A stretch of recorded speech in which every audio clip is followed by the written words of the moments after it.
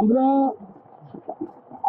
750 আমাদের রেডি ছিল, আর আমরা আরো আমাদের সাধ্যের মধ্যে আরো চেষ্টা করছি।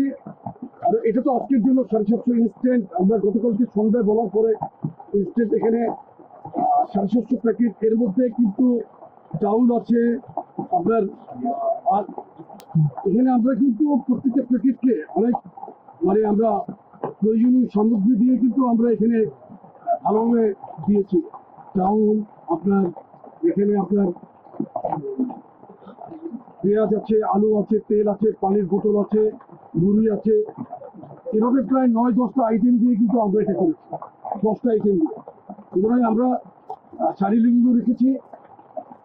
আমরা আমাদের এই কার্যক্রম তো আজকের জন্য না, এটা চলমান শুরু হওয়ার সাথে সাথেই কিন্তু আমরা সমস্ত আমাদের কেন্দ্রীয় দপ্তর থেকে আমরা জেলায় জেলায় বার্তা পৌঁছে দিয়েছি বন্যা দুর্গত মানুষের, এলাকাবাসীর পাশে থাকার জন্য। এবং আমরা মেডিকেল টিমও করে দিয়েছি, কেন্দ্রীয় মেডিকেল টিম।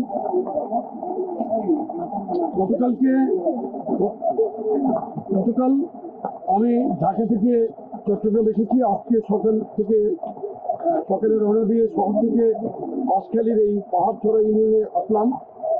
আমি যা শুনলাম যে গতকালকে পানি একটু কমেছিল, আজকে আবার পানি বৃদ্ধি পাচ্ছে। তো মানুষের তো অবশ্যই কষ্টে আছে।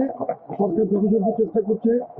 কেন্দ্র থেকে একজন মন্ত্রীর দায়িত্ব দিয়ে, প্রতিমন্ত্রীকে দায়িত্ব দিয়ে সরকার তার কর্মকাণ্ড পরিচালনা করছে। এবং ত্রাণ প্রতিমন্ত্রীকেও আমি চট্টগ্রামে দেখেছি গতকালকে।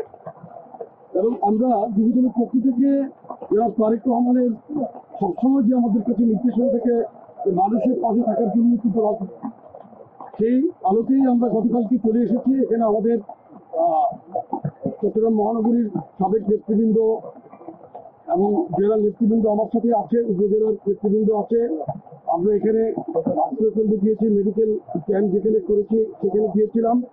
আমরা বন্যা কবলিত বাড়িতে বাড়িতে পৌঁছে আমরা আপনার ত্রাণ সামগ্রী দেওয়ার জন্য চেষ্টা করেছি।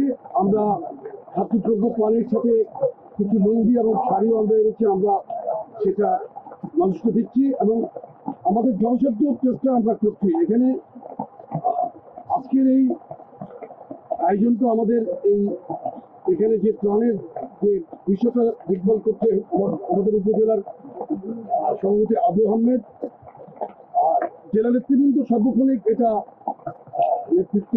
তাদের নেতৃত্বে তদারকি করছে। আমরা কেন্দ্র থেকে তদারকি করছি। আমি এসেছি, আমি এখানে